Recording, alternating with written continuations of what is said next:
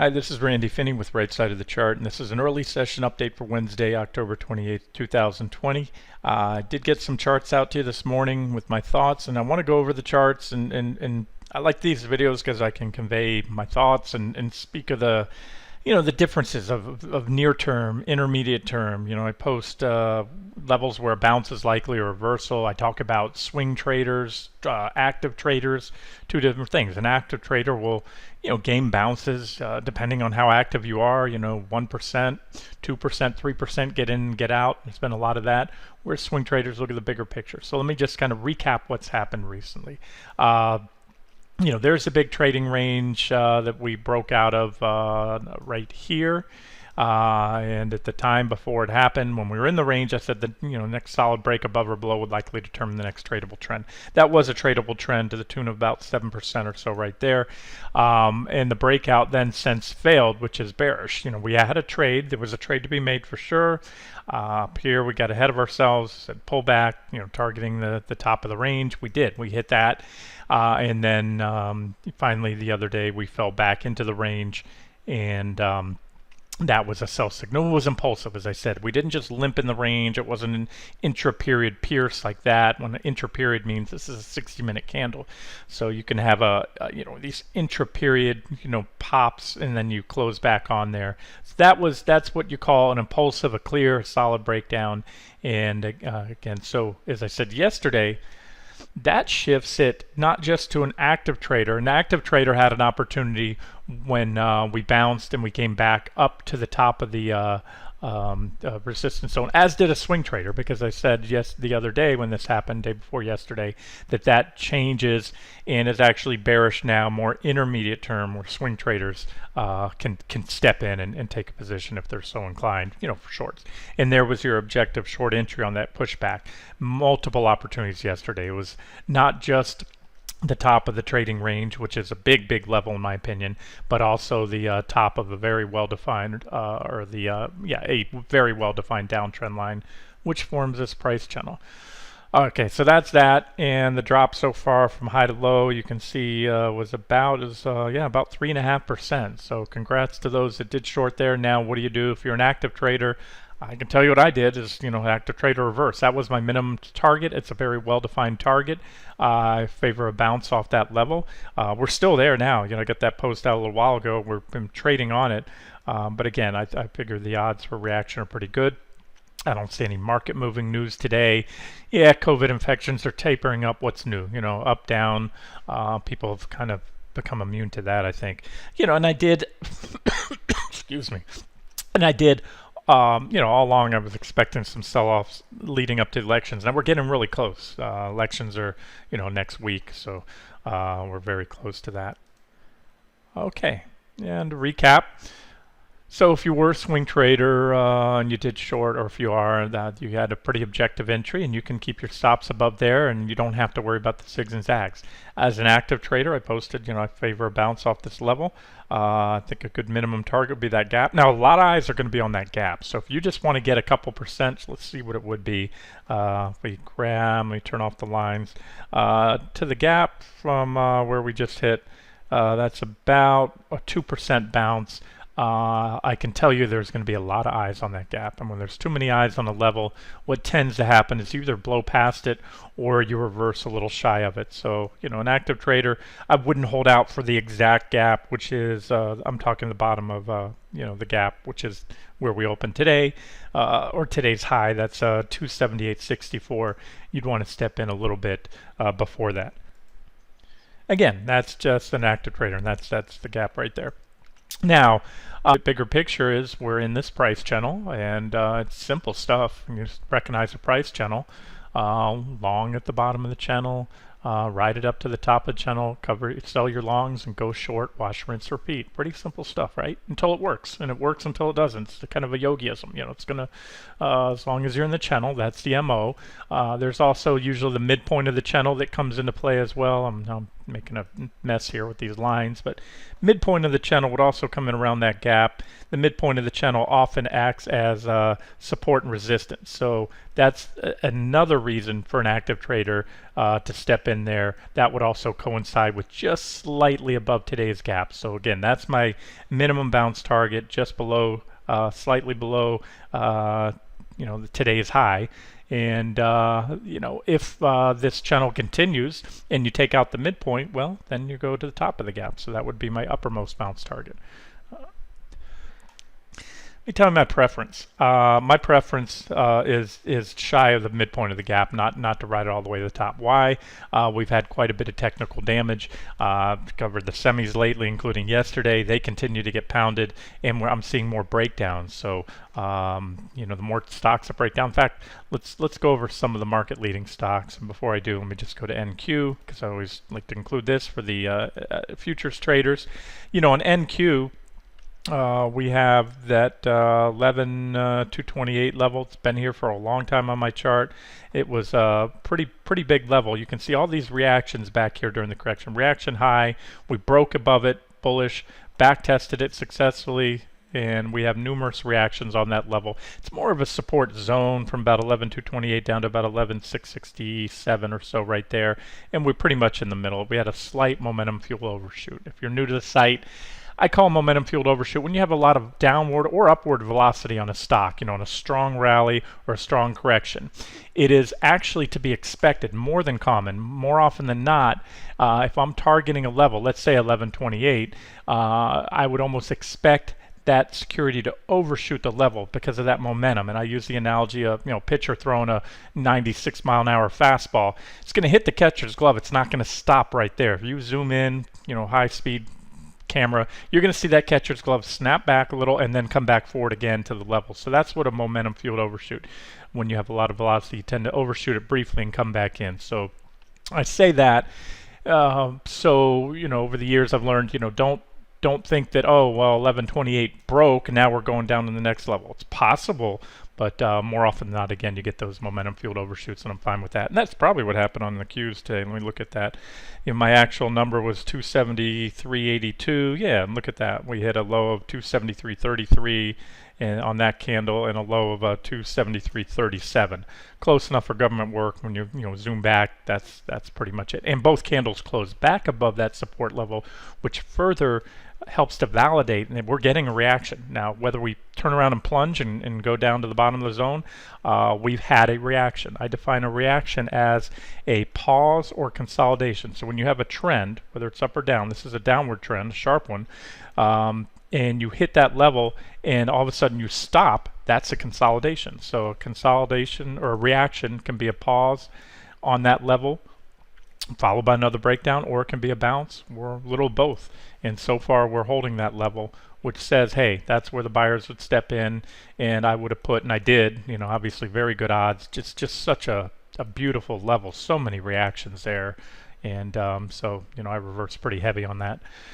And again, a little bounce, get out. And now, okay, let's get out to the bigger picture here and talk about let's talk about why the bounce is likely to happen, but then also why it's likely to be maybe short-lived. Let's do that. So I'm talking on multiple time frames.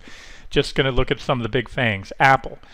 And as I said, the story or the theme lately, as I've been talking about for weeks, is whipsaws. This is Apple. We had a nice little downtrend line, like wedge type pattern, positive divergence right there. Apple broke out. Boom. That was yesterday. Breakout. Looked pretty legit. It was fairly impulsive. Boom, that was a whipsaw, false breakout. This is welcome to the new norm. This is what at least what I expect leading up to the election, with all this position squaring and all that going on. But a beautiful level, 112.33 right there. Beautiful, meaning lots of reactions on that support level. So that's one, and we also have the positive divergence there. So look, if you're more bullish than I am, I can tell you right now, this is a good level to be going long Apple in case we do go a lot higher than just a little snapback rally. I just want to say that's a very good support level. Can't promise it's going to hold, but I can promise it's objective to buy Apple there with a stop somewhat below it, especially with those divergences intact. So there's Apple at support. Bottom line, that helps, at least helps me to validate why we might get a bounce here, why the odds favor it. And look, sometimes the best support levels give way, especially if the supply demand dynamics have shifted pretty significantly and there's a lot of sellers, a lot of people want out before the elections. But again, I made it clear so far I favor a bounce. Apple was helping support that. Microsoft been all over the place. When you zoom out, these are all 60-minute charts I'm on, by the way. That was Apple's 60-minute chart. Microsoft had this trading range for months now. This goes back to June. We had that breakout above it, ended with a divergent high. As I always say, breakouts that occur with negative divergence and overbought conditions usually fail. That's what happened. We failed. We went back into, and once you re-enter the trading range, you tend to fall to the bottom of the range, and that's what happened. Had another breakout. Again, Microsoft couldn't hold it, and same thing happened. It entered the range, tried to, bounced on the top, and has pulled back to the midpoint.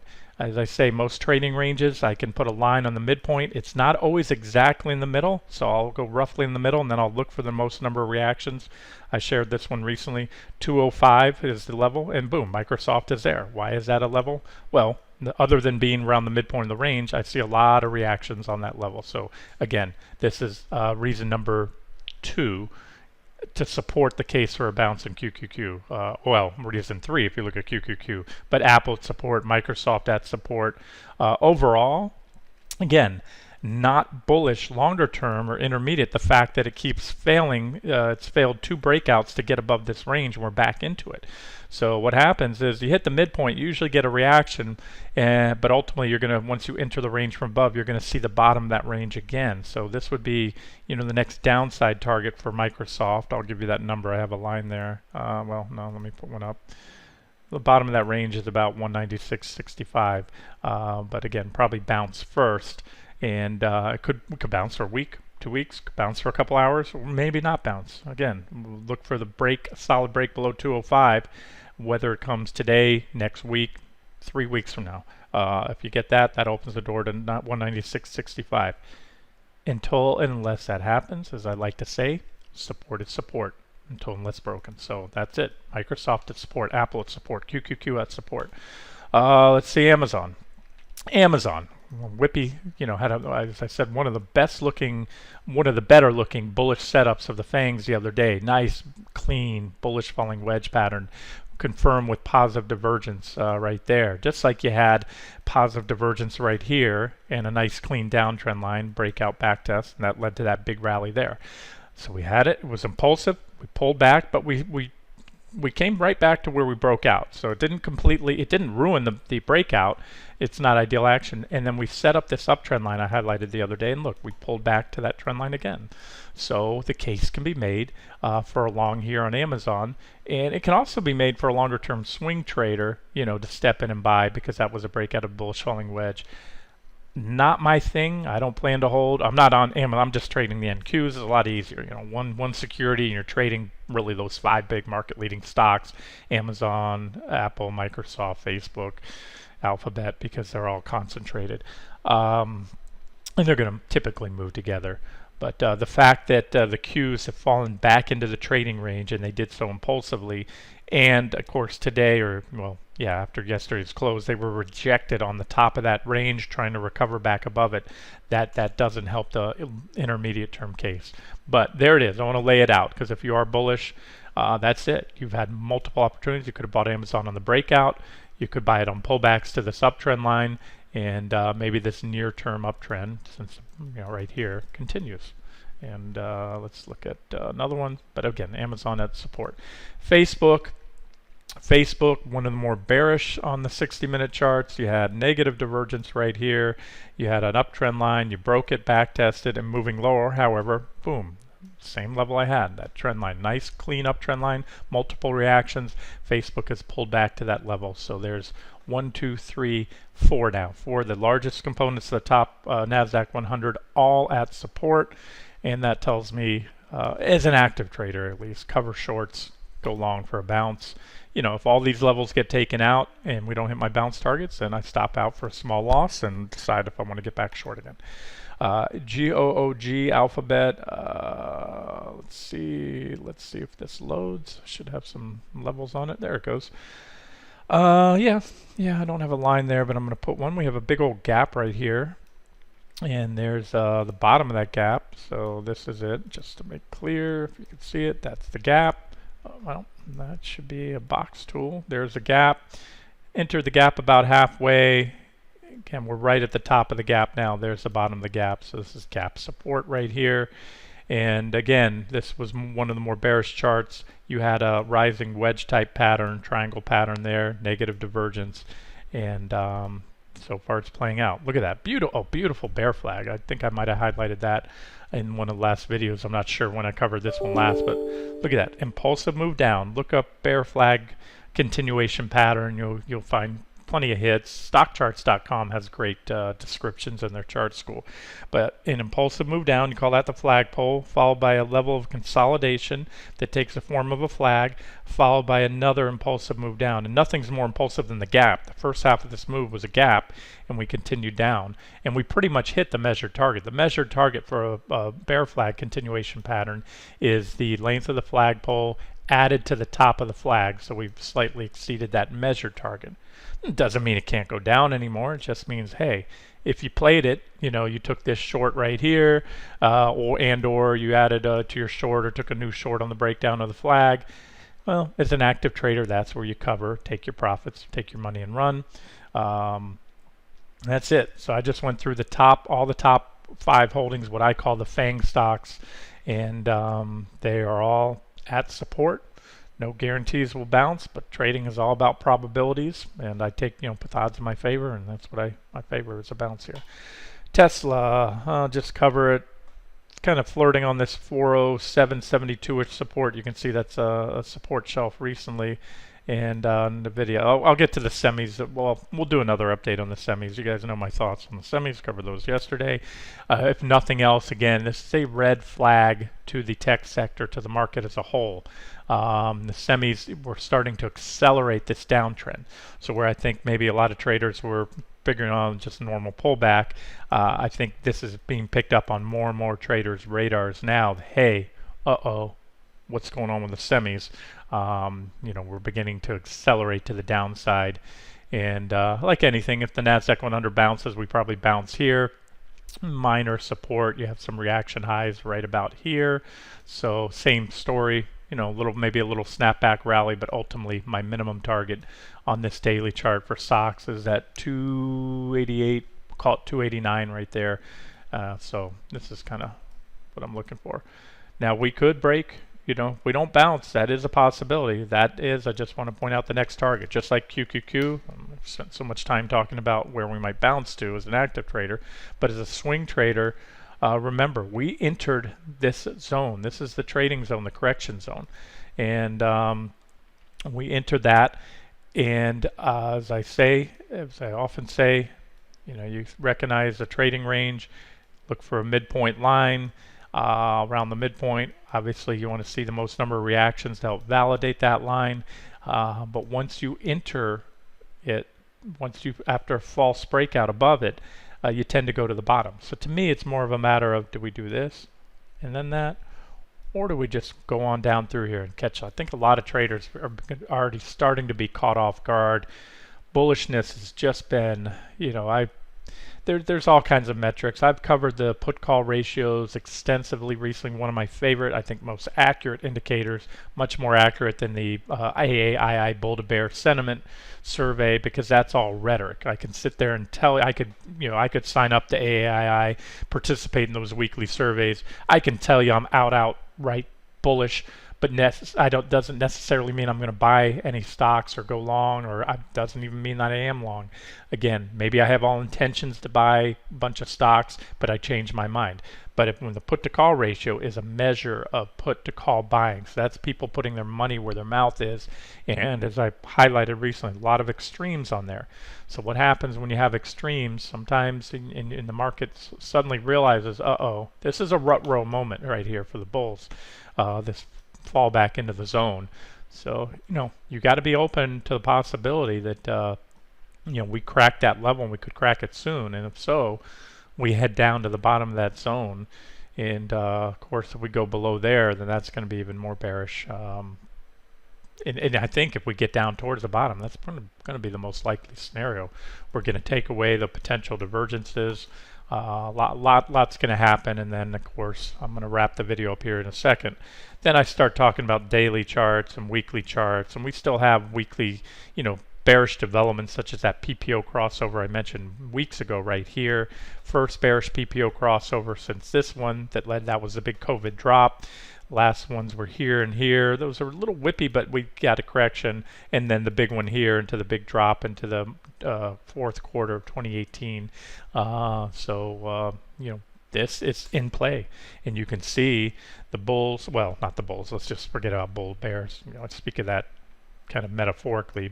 Buyers and sellers. But once we had that crossover, and we had a little kickback rally in the correction.